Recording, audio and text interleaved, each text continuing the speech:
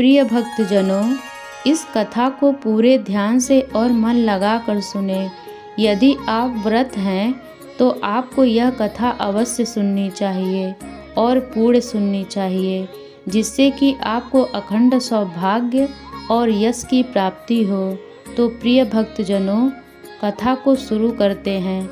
इससे पहले हमारे चैनल को सब्सक्राइब नहीं किया है तो सब्सक्राइब कर लीजिए। तो चलिए कथा को प्रारंभ करते हैं। एक गरीब ब्राह्मण परिवार था।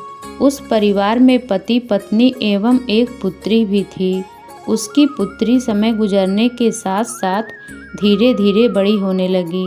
उस पुत्री में बढ़ती उम्र के साथ स्त्री योजित गुणों का विकास हो रहा था। वह कन्या सुंदर, संस्कारवान एवं गुणवान थी, परंतु गरीब होने के कारण उसका विवाह नहीं हो पा रहा था। एक दिन उस ब्राह्मण के घर एक साधु महाराज पधारे। साधु उस कन्या की सेवा से अत्यधिक प्रसन्न हुए। कन्या को लंबी उम्र का आशीर्वाद देते हुए साधु ने कहा कि इस कन्या के हाथ में विवाह योग्य रेखा नहीं है। तब ब्राह्मण दंपत्ति ने साधु से इसका उपाय पूछा। कन्या ऐसा क्या करे कि उसके हाथ में विवाह योग्य रेखाएं बन जाए। साधु महाराज ने कुछ विचार करने के पश्चात अपनी अंतर्दृष्टि में कुछ ही दूरी पर एक गांव में सोना नाम की एक धोबिन महिला अपने बेटे और बहू के साथ रहती है, जो बहुत ही आचार विचार एवं संस्कार संपन्न तथा पति परायण है। यदि यह सुकन्या उस धोबिन की सेवा करे और उस महिला ने कन्या की शादी में अपनी मांग का सिंदूर लगा दे, तब इसके बाद इस कन्या का विवाह हो जाएगा, तो इस कन्या का वैधव्य योग मिट सकता है। साधु ने यह भी बताया कि वह महिला कहीं आती जाती नहीं है। यह बात सुनकर ब्राह्मणी ने अपनी बेटी से धोबिन की सेवा करने का प्रस्ताव रखा। अगले ही दिन कन्या प्रातःकाल उठकर धोबिन के घर जाकर साफ सफाई एवं अन्य सारे कार्य करके अपने घर वापस आ जाती है। एक दिन सोना धोबिन अपने बहू से पूछती है कि तुम तो सुबह ही उठकर सारे काम कर लेती हो और पता भी नहीं चलता। बहू ने कहा, माँ जी, मैंने तो सोचा कि आप ही सुबह उठकर सारे काम खुद ही खत्म कर लेती हैं। मैं तो देर से उठती हूँ। यह सब जानकर दोनों सास बहू घर की निगरानी करने लगती हैं कि कौन है वह जो हर सुबह घर का सारा काम करके चली जाती है। कई दिनों बाद धोबिन ने देखा कि एक कन्या मुंह ढके अंधेरे में घर आती है और सारे काम करने के बाद चली जाती है।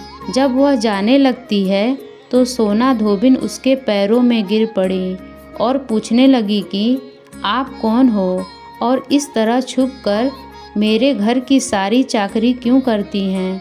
तब कन्या ने साधु द्वारा कही गई सारी बात सोना धोबिन को बताई। सोना धोबिन पति परायण थी। वह तैयार हो गई। सोना धोबिन के पति थोड़ा अस्वस्थ थे। उसने अपने बहू से अपने लौटने तक घर पर रहने को कहा। उस ब्राह्मण ने अपनी पुत्री के लिए एक योग्य वर खोज लिया था। उस दिन उस पुत्री का विवाह होने वाला होता है और सोना धोबिन ने जैसे ही अपनी मांग का सिंदूर उस कन्या के मांग में लगाया तो सोना धोबिन का पति मर गया। उसे इस बात का पता चल गया। वह घर से निराजल ही चली थी। यह सोचकर कि रास्ते में कहीं पीपल का पेड़ मिला तो उसे भौरी देकर और उसकी परिक्रमा करके जल ग्रहण करेगी। उस दिन सोमवती अमावस्या थी। ब्राह्मण के घर मिले पुए पकवान की जगह उसने ईंट के टुकड़ों से 108 बार भंवरी देकर 108 बार पीपल की पेड़ की परिक्रमा की और उसके बाद जल ग्रहण किया। ऐसा करते ही उसके पति के मृत शरीर में जान वापस आ गई। सोना धोबी का पति फिर से जीवित हो उठा और इस प्रकार उस ब्राह्मण की कन्या भी अखंड सौभाग्यवती हो गई। सोना धोबिन के सिंदूर से वह हमेशा सौभाग्यवती बनी रही। इस व्रत को करने से स्त्रियों को अखंड सौभाग्यवती होने का वरदान प्राप्त होता है। आगे की हमारी सोमवती अमावस्या की कथा इस प्रकार है। एक साहूकार के 7 बेटे और 7 ही बहुओं के साथ एक बेटी भी थी। साहूकार के घर रोज एक योगी आता था। उसे साहूकार की बहू भिक्षा देती थी। उस योगी को जब साहूकार की बेटी भिक्षा देती तो वह उससे भिक्षा नहीं लेता और कहता कि तेरी भाग्य में सुहाग की जगह दुहाग लिखा है। लड़की को उस योगी की बात बहुत बुरी लगी। एक दिन वह अपनी माँ से बताती है कि माँ, जब भाभियाँ लोग उस योगी को, उस साधु को भिक्षा देती हैं तो वह साधु भाभियों को अखंड सौभाग्यवती होने का आशीर्वाद देता है। माँ, लेकिन मैं जब साधु को भिक्षा देती हूँ तो साधु मेरे हाथ से भिक्षा नहीं लेता और उल्टा मुझे सुहागिन नहीं दुहागिन कह के भिक्षा को टाल देता है, नहीं लेता। क्या माँ मैं सुहागिन नहीं रहूँगी? क्या मैं दुहागिन रहूँगी?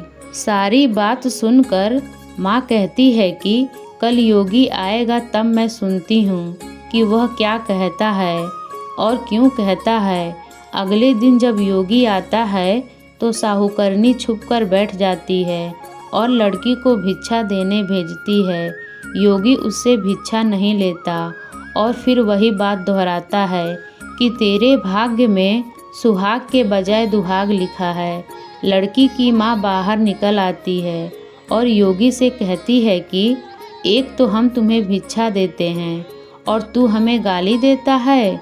योगी कहता है कि मैं गाली नहीं दे रहा, जो बात सच है वही बता रहा हूँ। इसके भाग्य में जो लिखा है मैं वही सच बता रहा हूँ। सारी बात सुनने के बाद लड़की की माँ कहती है कि जब आपको सारी बात पता है तो इससे बचने का उपाय भी पता होगा, तो वह बताइए। योगी कहता है कि 7 समुंदर पार एक धोबिन रहती है जिसका नाम सोना है। वह सोमवती अमावस्या का व्रत करती है। अगर वह आकर इसे फल दे दे तभी इसका दुहाग टल सकता है, अथवा विवाह के समय ही सर्प काट लेने से इसके पति की मृत्यु हो जाएगी। सारी बात सुनकर माँ रोने लगती है। सोना धोबिन की तलाश में निकल गई। चलते चलते रास्ते में तेज धूप पड़ रही थी, जिससे बचने के लिए वह एक पीपल के वृक्ष के नीचे बैठ गई। उसी वृक्ष पर एक गरुड़ के बच्चे अपने घोंसले में थे। एक सांप आया और गरुड़ के बच्चे को खाने के लिए लपका, लेकिन साहूकरनी ने उस सांप को मारकर बच्चों की रक्षा की। कुछ देर बाद गरुड़नी आई और सब जगह खून देखकर साहूकरनी को चोट से मारने लगी। साहूकरनी बोली कि एक तो मैं तेरे बच्चे को सांप से बचाया और तू मुझे ही मार रही है। सारी बात जानने पर गरुड़नी बोली कि तूने मेरे बच्चे की रक्षा की है, इसीलिए मांग जो चाहती है। साहूकरनी ने गरुड़नी से कहा, मुझे 7 समुंदर पार सोना धोबिन के यहाँ छोड़ दो, और गरुड़नी ने वैसा ही किया। साहूकरनी वहाँ पहुँच गई, लेकिन सोचने लगी कि इसे कैसे मनाऊं। सोना धोबिन की भी 7 बहुएं थीं, लेकिन घर के काम को करने के लिए सदा आपस में लड़ाई करती रहती थीं। जब सब लोग सो जाते हैं तो साहूकरनी आती है और चुपके से सारा काम करके उजाला होने से पहले चली जाती है। सारी बहुएं भी आपस में यही सोचती हैं कि कौन सी बहू है जो सारा काम कर देती है, लेकिन एक दूसरे से पूछने की हिम्मत किसी को नहीं होती। काम करने के बाद सोना धोबिन ने भी देखी, आजकल बहुएं लड़ती भी नहीं हैं और सारा काम जल्दी ख़त्म कर लेती हैं। सोना धोबिन ने सारी बहुओं को बुलाया और पूछा कि आजकल तुम लोग लड़ती नहीं हो और घर का सारा काम कौन करता है। बहुएं सास से झूठ कहती हैं कि लड़ाई करने से क्या फ़ायदा, इसीलिए हम मिलकर काम कर लेते हैं। सोना धोबिन को अपने बहुओं की बात पर विश्वास नहीं होता और वह रात में जागकर स्वयं सच देखना चाहती थी कि कौन काम करता है। रात होने पर सोना धोबिन छिपकर बैठ जाती है कि देखो कौन सी बहू काम करती है। रात हुई तो वह देखती है कि एक औरत चुपके से घर में घुस रही है। वह देखती है कि उसने घर का सारा काम कर दिया है और जाने की तैयारी में है। जैसे ही साहूकरनी जाने लगती है तो सोना धोबिन उसे रोकती है और पूछती है कि तुम कौन हो और क्या चाहती हो। साहूकरनी कहती है कि पहले तुम वचन दो, तब मैं बताऊंगी। वह वचन भरती है। तब साहूकरनी कहती है कि मेरी बेटी के भाग्य में दुहाग लिखा है, लेकिन तुम सोमवती अमावस्या करती हो तो मेरे साथ चलकर उसे सुहाग दे दो। सोना धोबिन वचन से बंध चुकी थी। वह साहूकरनी के साथ चलने को तैयार हो जाती है। जाते हुए सोना धोबिन अपने बेटों और बहुओं से कहती है कि मैं इस औरत के साथ उसकी बेटी को सुहाग देने जा रही हूँ। अगर मेरे पीछे से तुम्हारे पिताजी मर जाएं तो उन्हें तेल के कूप में डालकर रख देना। सोना धोबिन साहूकरनी के घर पहुँच जाती है। साहूकरनी अपनी बेटी का विवाह कराती है तो फेरों के समय सोना धोबिन करवा दूध तथा तार लेकर बैठ जाती है। कुछ समय बाद सांप आया और दूल्हे को डसने लगा तो सोना धोबिन ने करवा आगे कर तार से सांप को बांध दिया और सांप मर गया। अब सोना धोबिन ने लड़की को सुहाग दिया और कहा कि जितनी अमावस्याएं मैंने आज तक की है उन सभी का फल साहूकार के इस लड़की को मिलेगा। अब आगे जो मैं अमावस्या करूंगी उसका फल मेरे पति और मेरे बेटों को मिलेगा। सभी लोग सोमवती अमावस्या की जय जयकार करने लगे। सोना धोबिन अपने घर वापस जाने को तैयार हो गई। साहूकरनी ने कहा कि तुमने मेरे जमाई को जीवन दान दिया है, इसीलिए तुम जो चाहो मांग लो। सोना धोबिन बोली कि मुझे कुछ नहीं चाहिए और वह चली गई। रास्ते में चलते हुए फिर से सोमवती अमावस्या आ गई। उसने पीपल के पेड़ के नीचे बैठकर कहानी कही, व्रत रखा और पीपल के पेड़ की 108 बार परिक्रमा की और पीपल के पेड़ की पूजा के बाद वह घर जाती है तो देखती है कि उसका पति मरा पड़ा है। अब रास्ते में जो सोमवती अमावस्या उसने की थी उसका फल अपने पति को दे दिया। उसके प्रभाव से वह पुनः जीवित हो गया।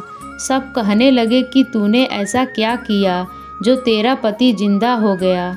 वह कहती है कि मैंने तो ऐसा कुछ नहीं किया, बस रास्ते में सोमवती अमावस्या आ गई जिसका मैंने व्रत किया, कहानी कही और पीपल के वृक्ष की 108 बार परिक्रमा की। अब सारे नगर में ढिंढोरा पिटवा दिया गया कि हर कोई सोमवती अमावस्या करेगा, पूजा करेगा, व्रत करेगा, कहानी कहेगा और पीपल के वृक्ष की 108 बार परिक्रमा करेगा।